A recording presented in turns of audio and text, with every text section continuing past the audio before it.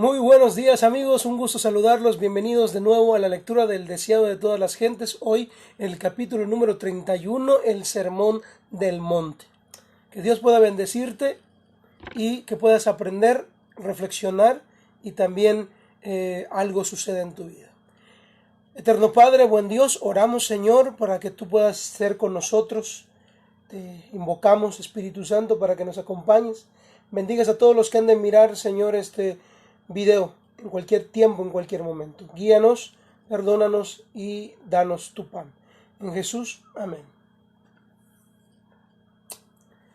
Rara vez reunía Cristo a sus discípulos a solas para darles sus palabras. No elegía por auditorio suyo únicamente a quienes conocía el camino de la verdad. Era su obra alcanzar a las multitudes que estaban en la ignorancia y el error. Daba sus lecciones de verdad donde éstas podían alcanzar el entendimiento entenebrecido. Él mismo era la verdad que de pie, con los lomos ceñidos y las manos siempre extendidas para bendecir, y mediante palabras de advertencia, ruego y estímulo, trataba de elevar a todos los que venían a él. El Sermón del Monte, aunque dado especialmente a los discípulos, fue pronunciado a oídos de la multitud.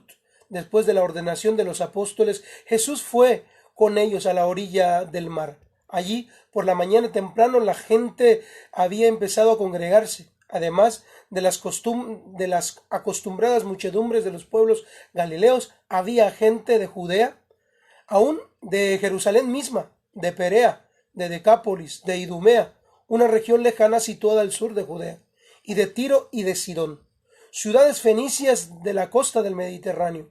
Oyendo cuán grandes cosas hacía, ellos habían venido para oírle y para ser sanados de sus enfermedades, porque poder salía de él y sanaban todos. La estrecha playa no daba cabida al alcance de su voz, ni aún de pie, a todos los que deseaban oír, así que Jesús los condujo a la ladera de la montaña. Una vez que llegaron a un espacio despejado de obstáculos, que ofrecía un agradable lugar de reunión para la vasta asamblea, se sentó en la hierba y los discípulos y la multitud siguieron su ejemplo.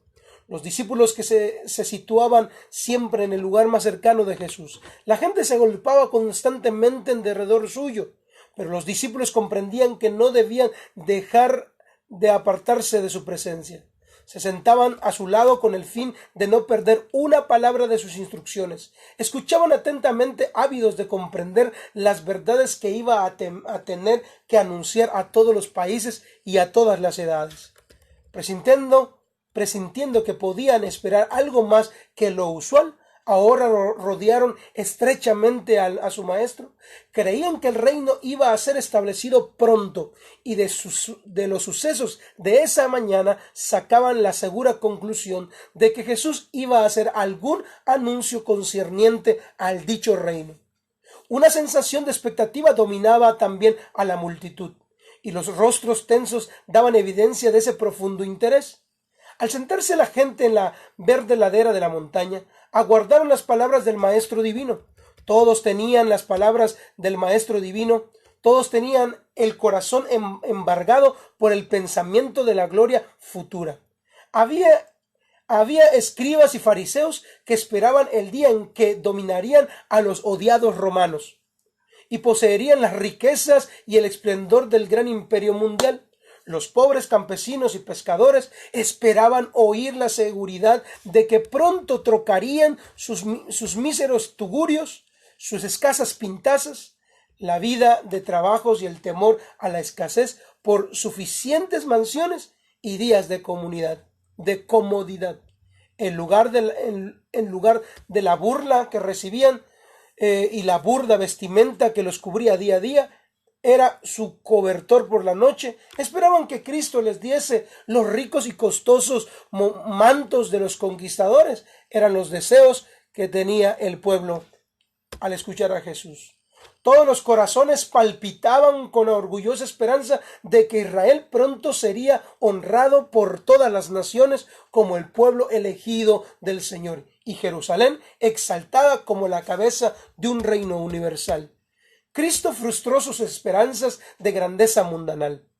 En el Sermón del Monte trató de deshacer la obra que había sido hecha por una falsa educación y de dar a sus oyentes un concepto correcto de su reino y de su propio carácter. Sin embargo, no atacó directamente los errores de la gente.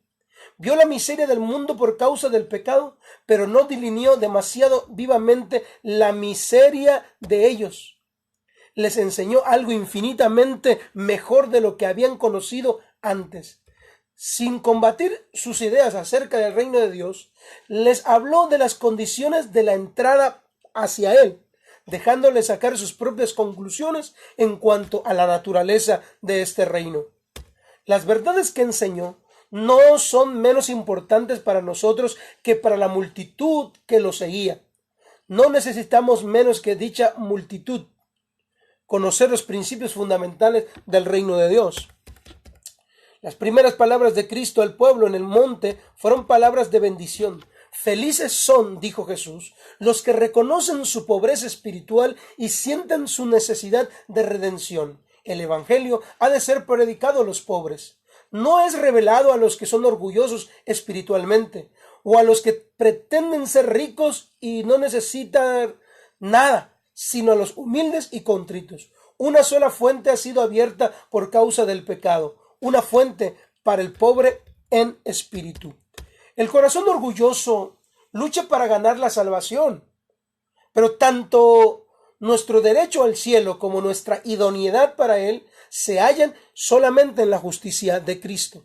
El Señor no puede hacer nada para sanar al hombre hasta que, convencido de su propia debilidad y despojado de toda suficiencia propia, se entrega al dominio de Dios. Entonces puede recibir el hombre el don que Dios espera concederle. De nada es privada el alma que se siente su necesidad.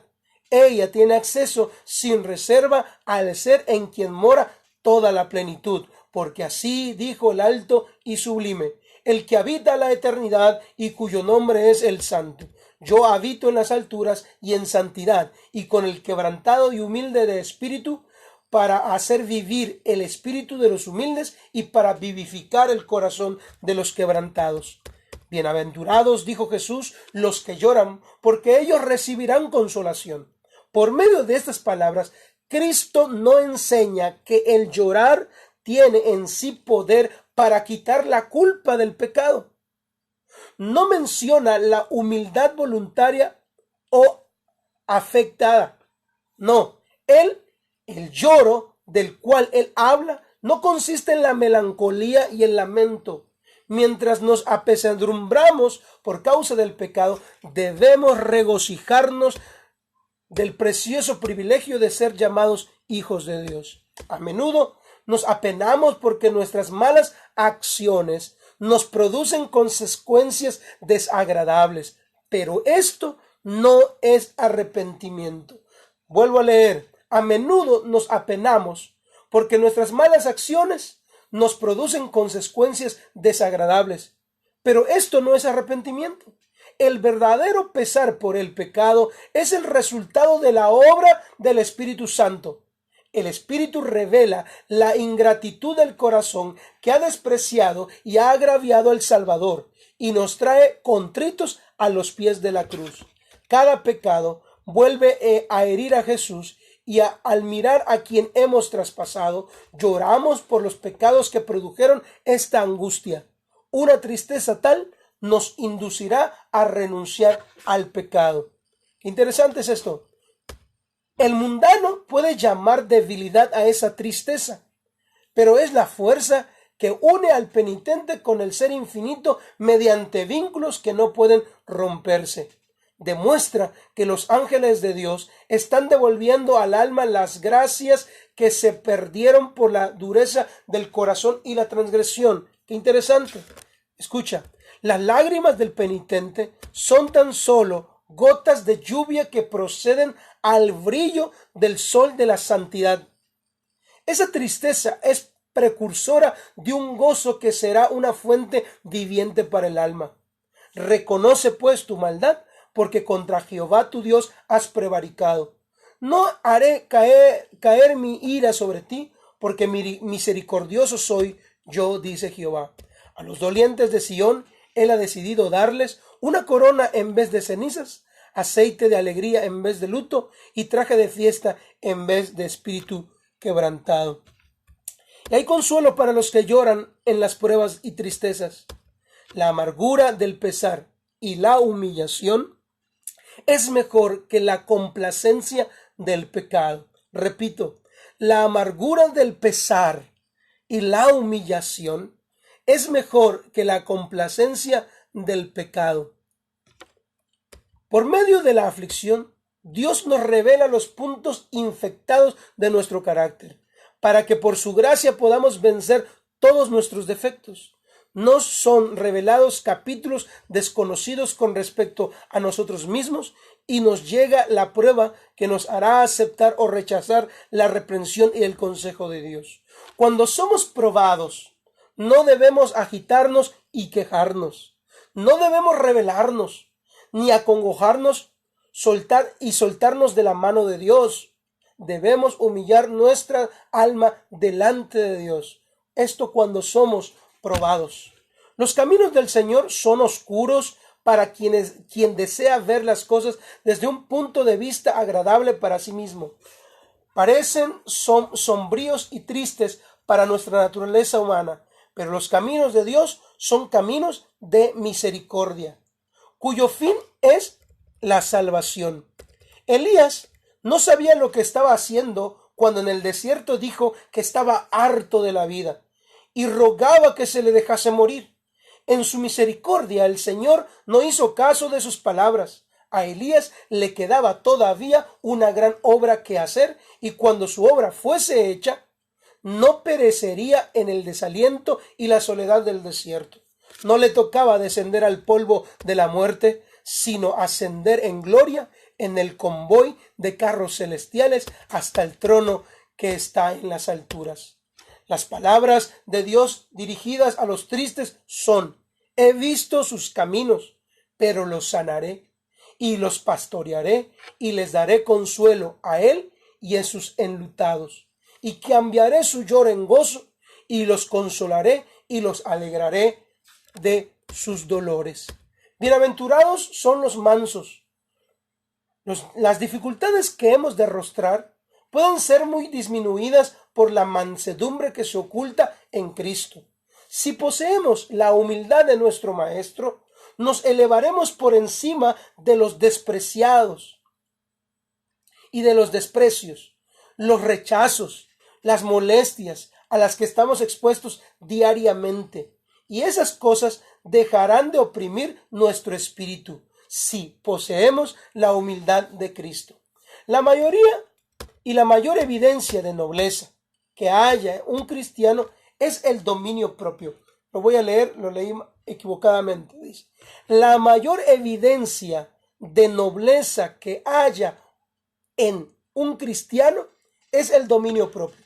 El que bajo un ultraje o crueldad no conserva un espíritu confiado y sereno, despoja a Dios de su derecho a revelar en él su propia perfección de carácter. Tremenda palabra para nosotros. La humildad del corazón es la fuerza que da la victoria a los seguidores de Cristo. Es la prenda de su conexión con los atrios celestiales. Jehová es excelso y atiende al humilde.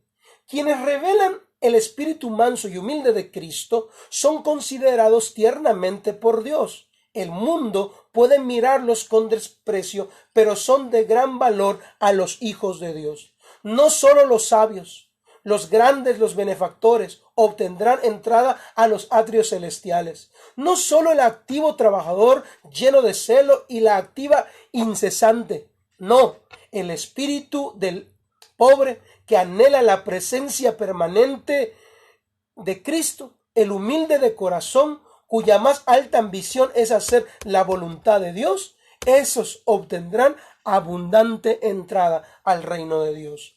Se hallarán entre quienes habrán lavado sus ropas y las habrán emblanquecido con la sangre del Cordero. Por eso están delante del trono de Dios y le sirven día y noche en su templo, y el que está sentado sobre el trono extenderá su tabernáculo sobre ellos, hablando sobre los mansos. Bienaventurados, dice el Señor, los que tienen hambre y sed de justicia. Escucha bien, querido amigo. El sentido de indignación inducirá al corazón a tener hambre y sed de justicia, y ese deseo no será frustrado. Los que den lugar a Jesús en su corazón llegarán a sentir su amor. Todos los que anhelan poseer las semejanzas del carácter de Dios quedarán satisfechos. El Espíritu Santo no deja nunca sin ayuda al alma que mira a Jesús. Toma las cosas de Cristo y se las revela el Espíritu Santo. Si la mirada se mantuviese fija en Cristo, la obra del Espíritu Santo no cesará hasta que el alma quede conforme a la imagen de Cristo. El elemento puro de amor dará expansión al alma y la capacitará para llegar a un nivel superior, un conocimiento acrecentado de las cosas celestiales, de manera que no descansará hasta alcanzar la plenitud. Bienaventurados los que tienen hambre y sed de justicia, porque ellos serán saciados. Los misericordiosos, queridos amigos, hallarán misericordia, y los limpios de corazón verán a Dios. Todo pensamiento impuro contamina el alma, menoscaba el sentido moral y tiende a obstruir las impresiones del Espíritu Santo.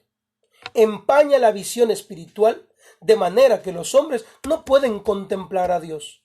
El Señor puede perdonar al pecador arrepentido y lo perdona, pero aunque esté perdonada, el alma queda manchada. Toda impureza de palabras o de pensamientos debe ser rehuida por aquel que quiere tener un claro discernimiento de la vida espiritual. Toda impureza de palabras o de pensamientos debe ser rehuida por aquel que quiere tener un claro discernimiento de la vida espiritual. Nosotros, queridos, si a veces tenemos malos pensamientos, malas palabras, dice aquí el texto que deberíamos huir realmente de estas cosas que vienen a nuestras mentes. Pero las palabras de Cristo abarcan más que el evitar la impureza sensual, más que el evitar la contaminación ceremonial que los judíos rehuían tan rigurosamente. El egoísmo nos impide contemplar a Dios. El espíritu egoísta juzga a Dios como enteramente igual a sí.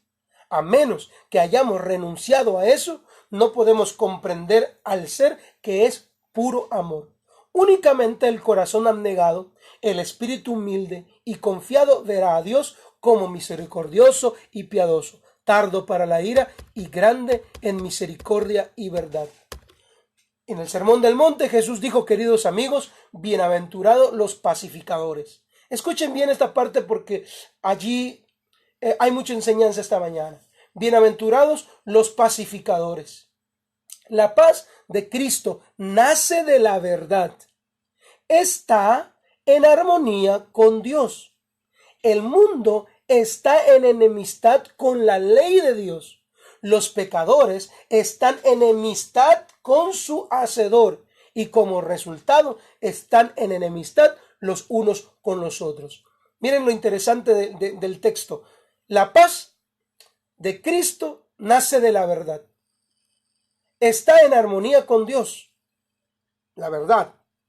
El mundo está en enemistad con la ley de Dios y los pecadores están en enemistad con su Hacedor. Si el mundo no acepta la ley de Dios, por consiguiente, están en enemistad con su Hacedor. Y si están en enemistad con su Hacedor, el hombre se pelea entre ellos. Interesante y abarcante es la ley de nuestro Dios.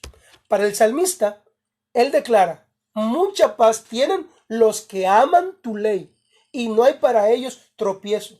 Los hombres no pueden fabricar la paz. Los planes humanos para purificación y elevación de los individuos o la sociedad no lograrán la paz porque no alcanzan al corazón. Hoy en día, queridos amigos, y lo comento algo rápido, buscamos una nueva corriente política, buscamos quién será mejor que el otro, pero ningún gobierno alcanzará la paz porque estos gobiernos mundanales no están dirigiéndose al cambio de la percepción del corazón. Para poder cambiar el corazón, deberemos nosotros poner nuestros ojos en Cristo, mirar la ley de su amor, y esa ley nos conducirá a Cristo, y al amar a Cristo nos amaremos los unos a los otros. Sigo leyendo. El único poder que puede crear o perpetuar la paz verdadera es la gracia de Cristo. Cuando ésta esté implantada en el corazón, ésta desalojará las malas pasiones que causan luchas y disensiones. En lugar de la zarza crecerá el ciprés, y en lugar de la ortiga crecerá el arrayán, y el desierto de la vida se gozará y florecerá con las rosas. Las multitudes se asombraban de estas enseñanzas. ¿Qué eran estas enseñanzas tan diferentes de los preceptos y ejemplos de los fariseos? El pueblo había llegado a pensar que la felicidad consistía en la posesión de las cosas del mundo y que la fama y los honores de los hombres eran altamente codiciables. Era muy agradable ser llamado rabí, ser alabado como sabio y religioso, y hacer ostentación de sus virtudes delante del público. Esto era considerado como la mayor felicidad, pero en presencia de esta vasta muchedumbre, Jesús declaró que las ganancias y los honores terrenales eran toda la recompensa que tales personas recibirían alguna vez. Él hablaba con certeza y un poder convincente acompañaba sus palabras. La gente callaba y se apoderaba de ellos un sentimiento de temor. Se miraban unos a otros con duda, preguntándose quién de entre ellos se salvaría si eran verdades las enseñanzas de este hombre. Muchos estaban convencidos de que este maestro notable era movido por el Espíritu de Dios y que los sentimientos que expresaba eran divinos. Después de explicar lo que constituye la verdadera felicidad y cómo puede obtenerse, Jesús definió más puntualmente el deber de sus discípulos. Como maestros elegidos por Dios para conducir a otros por la senda de la justicia y vida eterna, él sabía que ellos sufrirían a menudo desilusiones y desalientos, y que encontrarían oposición decidida, que serían insultados y se verían rechazados sus testimonios. Bien sabía él que el cumplimiento de su misión, los hombres humildes que escuchaban tan atentamente sus palabras habrían de soportar calumnias, torturas, encarcelamientos, muerte y persecución. Así que Jesús dijo lo siguiente, queridos: bienaventurados los que padecen persecución por la causa de la justicia, porque de ellos es el reino de los cielos. Jesús dijo: bienaventurados sois cuando por mi causa os vituperen y os persigan y digan toda clase de mal contra vosotros mintiendo. Gozaos y alegraos, porque vuestro galardón es grande en los cielos, porque así persiguieron a los profetas que fueron antes de vosotros. El mundo ama al pecado y aborrece la justicia, y esta era la causa de la hostilidad hacia Jesús.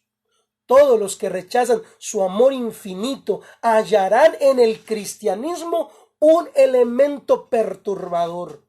La luz de Cristo disipa las tinieblas que cubren sus pecados y les manifiesta la necesidad de una reforma. Mientras los que se entregan a las influencias del Espíritu Santo empiezan a guerrear contra sí mismos, los que se aferran al pecado combaten la verdad y a sus representantes. Me encantó este párrafo, lo tengo subrayado porque me dice algo muy importante para todos nosotros. Lo leo de nuevo. Mientras los que se entregan a las influencias del Espíritu Santo empiezan una guerra contra el yo, contra sí mismos, los que se aferran a su pecado combaten la verdad y a sus representantes. Hermano querido, ninguna persona que sea movida del Espíritu Santo va a discutir ni va a pelear por la verdad que es clara en el Evangelio. Ninguna persona. Hoy en día son muchas las personas que están en contra de la palabra de Dios y su ley de amor. Y están peleando. Creen que son movidos del Espíritu Santo. Pero no es así. Las personas que son movidas del Espíritu Santo empiezan la guerra con sí mismos, empiezan a luchar con su vida espiritual, empezamos a luchar la batalla de la fe, empezamos a luchar con nuestro carácter. Hemos sido llamados, hermanos, a ser perfectos en la búsqueda del carácter como el de Cristo, no a ser perfectos en otras áreas. Esto es muy importante. El que se deja entregar por la influencia del Espíritu Santo, iniciará una batalla contra sí mismo. Y los que se aferran a sus pecados, combaten la verdad y a sus representantes. Y es por eso que muchos de los que pelean contra los cristianos o que discuten contigo, los que no aman al Señor y hacen sus cosas, discuten con el hombre y atacan al hombre, porque no les queda de otra, porque ellos mismos no se han aferrado a tener esa relación con Dios. Así se crea disensión y seguidores de Cristo son acusados de perturbar a la gente. Pero es la comunión con Dios la que les atrae la enemistad del mundo. Mientras más sigamos a Jesús, más el mundo nos perseguirá. Estos cristianos están llevando el oprobio de Cristo, están andando por la senda en que anduvieron los más nobles de la tierra. No deben arrostrar la persecución con tristeza, sino con regocijo. Cada prueba de fuego es un agente de Dios para refinarnos.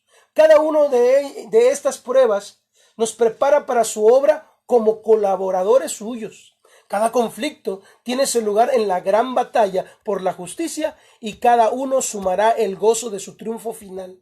Teniendo eso en vista, la prueba de su fe y paciencia será alegremente aceptadas antes que temida y evitada. Los que son perseguidos por el Evangelio, ansiosos de cumplir su obligación para con el mundo y fijando sus deseos en la aprobación de Dios, sus siervos han de cumplir cada deber sin tener en cuenta el temor a favor de los hombres. Jesús dijo también en el Sermón del Monte: vosotros sois la sal de la tierra. No se aparten del mundo con el fin de escapar a las persecuciones. Han de morar entre los hombres para que el sabor del amor divino puede ser como la sal que preserve al mundo de la corrupción. Los corazones que responden a la influencia del Espíritu Santo son los conductos por medio de los cuales fluye la bendición de Dios. Si los que sirven a Dios fuesen quitados de la tierra y si su espíritu se retirase de entre los hombres, este mundo quedaría en desolación y destrucción, fruto del dominio del Satanás. Aunque los impíos no lo saben, incluso deben las bendiciones de su vida a la presencia en el mundo del pueblo de Dios al cual desprecian y oprimen. ¿Qué les parece este texto? ¿Qué les parece esta verdad? Si los cristianos lo son solo de nombre, son como la sal que ha perdido su sabor. No tienen influencia para el bien en el mundo. Por su falsa representación de Dios, son peores que los incrédulos del mundo. Vosotros sois la luz del mundo.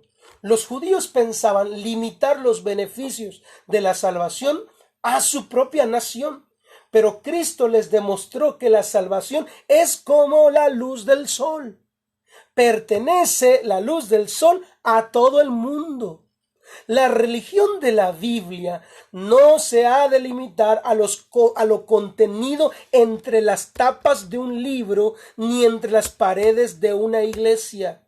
No ha de ser sacada a la luz ocasionalmente por nuestro beneficio y luego guardarse de nuevo cuidadosamente. No debe hacerse esto. ha de santificar la vida diaria, manifestarse en toda transacción comercial y en todas nuestras relaciones sociales. Yo pensé que el texto decía todas las redes sociales. Pero cómo es que entenderemos este mensaje, queridos amigos? Es que la luz del Señor dice que vosotros sois la luz del mundo. No dice el texto, y es una reflexión que yo saqué muy aparte. El texto dice, vosotros sois la luz del mundo. No dice, vosotros sois la luz para el mundo. No, nosotros somos la luz. Es la definición, y es por eso que la sierva del Señor dice, el Señor hace este ejemplo para decirle, el sol que sale para justos y pecadores es esa. Tú y yo hemos sido llamados para vivir esta vida de iluminar al mundo con nuestra vida diaria, con todas las transacciones comerciales que hacemos en integridad y también en nuestras relaciones sociales. Verdadero mensaje. El verdadero carácter no se forma desde el exterior para vestirnos con él. Irradia desde adentro. Si queremos conducir a otros por la senda de la justicia, los principios de la justicia deben estar engastados en nuestro propio corazón. Nuestra profesión de fe puede proclamar la teoría de la religión, pero es nuestra piedad práctica la que predica la verdad. La vida consecuente, la santa conversación, la integridad inquebrantable, el espíritu activo y benévolo, el ejemplo piadoso, tales son los medios por los cuales la luz es comunicada al mundo. Jesús no se había espaciado en las especificaciones de la ley, pero no quería dejar que sus oyentes sacasen la conclusión de que había él venido para poner a un lado los requerimientos. Sabía que había espías listos para valerse de toda palabra que pudiese ser torcida para su servicio propio. Conocía el prejuicio que existían en las mentes de los muchos de los oyentes y no dijo nada que pudiese perturbar su fe en la religión y en las instituciones que les había sido confiadas por medio de Moisés. Cristo mismo había dado la ley moral y la ley ceremonial. No había venido para destruir la confianza en sus propias instrucciones. A causa de su gran reverencia por la ley y los profetas, procuraba abrir una brecha en la muralla de los requerimientos tradicionales que limitaban a los judíos. Mientras trataba de poner a un lado sus falsas interpretaciones de la ley, cuidadosamente precavió a sus discípulos de renunciar a las verdades vitales confiadas a los hebreos. Los fariseos se jactaban de la obediencia a la ley, pero conocían tan poco de sus principios a través de la práctica diaria. Esto es para nosotros, que para ellos la palabra del Salvador era como una herejía. Mientras él barría las inmundicias bajo las cuales la verdad había estado enterrada, los circunstantes pensaban que barría la misma verdad. Se murmuraban unos a otros que se estaba burlando Jesús de la ley, pero él leyó sus pensamientos y les dijo: ¿No penséis que he venido para abrogar la ley o a los profetas? No he venido para abrogar, sino para cumplir. Así refutó Jesús la acusación de los fariseos. Su misión en este mundo consistía en vindicar los sagrados derechos de esa ley que ellos acusaban a él de violar. Si la ley de Dios hubiese podido cambiarse o abrogarse, Cristo no habría tenido necesidad de sufrir las consecuencias de la transgresión. Esto es importante para todos los detractores de la ley de Dios. Muchos dicen la ley puede ser quebrantada o no se debe cumplir la ley. Pero aquí hay un ejemplo claro. Si la ley pudo haber sido cambiada, si en algún momento la ley moral de Dios podía ser sustituida, ¿por qué el Señor debía de haber pasado los sufrimientos que pasó? No habría necesidad. Pero como la ley de Dios es perfecta y como la ley de Dios no puede ser quebrantada, Cristo Jesús vino a sufrir las consecuencias del pecado de Adán, de nuestro primer padre, y nosotros recibimos la herencia de ese pecado. Él vino para explicar la relación de la ley con el hombre e ilustrar sus preceptos por medio de su propia vida de obediencia. Dios nos ha dado sus santos preceptos porque ama a la humanidad. Para escudarnos de los resultados de la transgresión, nos revela los principios de la justicia. La ley es una expresión del pensamiento de Dios. Cuando se la recibe en Cristo, llega a ser también nuestro pensamiento. Nos eleva por encima del poder de los deseos y las tendencias naturales, por encima de las tentaciones que inducen a pecar. Dios desea que seamos felices y nos ha dado los preceptos de la ley para que obedeciéndola tengamos su gozo. Cuando en ocasión del nacimiento de Jesús los ángeles cantaron gloria en las alturas a Dios y en la tierra paz, buena voluntad para los hombres, estaban declarando los principios de la ley que Él había venido a magnificar y a hacerla honorable. Cuando la ley fue proclamada desde el Sinaí, Dios hizo conocer a los hombres la santidad de su carácter, para que por el contraste pudiesen ver la pecaminosidad del carácter humano. O sea que la ley de Dios, queridos amigos, nos es dada para mirar el contraste de la vida de santidad de Dios y la vida de pecaminosidad para el hombre. La ley fue dada para convencernos del pecado y revelar su necesidad de un Salvador. Al mirarnos frente al carácter de Cristo, la ley nos va a conducir a decir, tú no puedes solo, tú eres poca cosa para poder vivir de esta manera, así que lo que tú necesitas es de un Salvador. Por eso es que la palabra de Dios dice, Pablo menciona que el final y el fin de la ley es Cristo.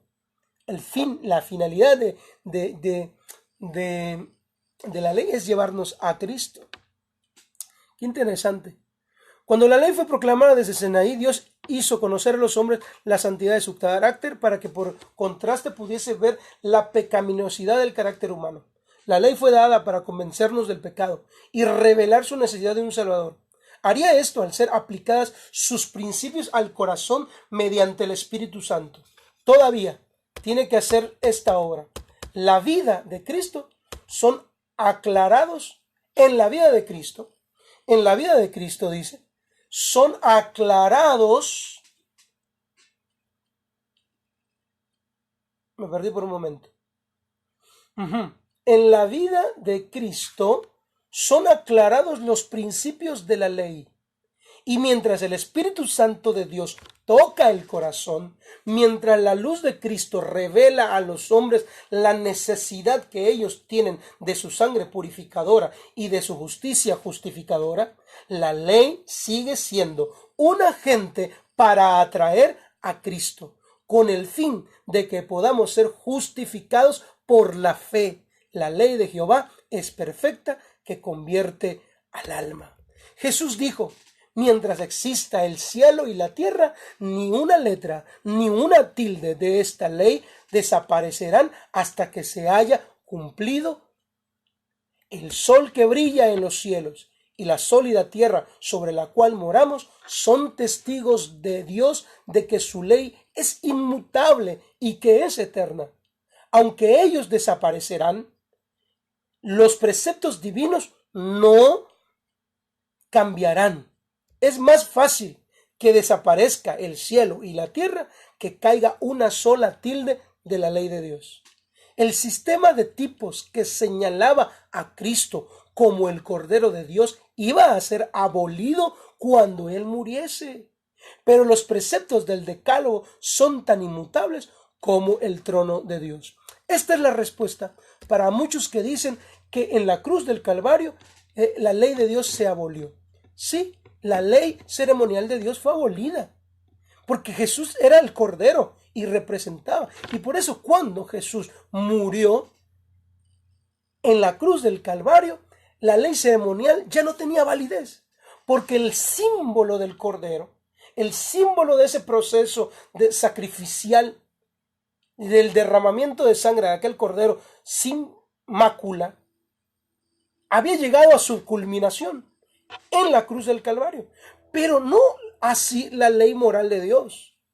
Y el sábado específicamente no se encontraba en la ley ceremonial, sino encuentra su centro, su epicentro en la ley moral de Dios. Y esa nunca fue clavada y nunca ha de pasar. Puesto que la ley de Jehová es perfecta, cualquier variación de ella debe ser mala. Los que desobedecen los mandamientos de Dios y enseñan a hacerlo a otros son condenados por Cristo. La vida de obediencia del Salvador sostuvo los derechos de la ley, probó que la ley puede ser guardada en la humanidad y mostró la excelencia del carácter que la obediencia desarrollaría. Todos los que obedecen como Él obedeció, declaran igualmente que la ley es santa, justa y buena. Por otro lado, todos los que violan los mandamientos de Dios sostienen el aserto de Satanás de que la ley es injusta y no puede ser obedecida. Así secundan los engaños del gran adversario y deshonran a Dios. Son hijos del maligno, que fue el primer rebelde contra la ley de Dios. Admitirlos en el cielo sería volver a introducir elementos de discordia y rebelión y hacer peligrar el bienestar del universo. Ningún hombre que desprecie voluntariamente un principio de la ley entrará en el reino de los cielos. Queridos amigos, voy a terminar esta parte esta mañana. Por la noche culminaré el capítulo, ya que este capítulo es demasiado largo y nosotros tenemos que hacer otras actividades. Así que esperen, para la noche vamos a tener la última parte de este capítulo. Te invito a que en el momento que puedas leas también y vayas a tu libro y también te introduzcas y medites en estas palabras. Por favor, comparte el video, ya que esté listo para verse, compártelo con tus amigos. Dios te bendiga y nos vemos en la noche para terminar este capítulo, que la verdad todavía falta bastante y ya tenemos 1 hora de la transmisión. Así que te mando un abrazo, un beso y gracias a todos los que están aquí conmigo. Mi mamita, mami chula, un abrazo, un beso, saludos para todos ustedes y que el Señor me los guarde. Nos vemos en la noche para continuar. ¿Les parece? Nos vemos.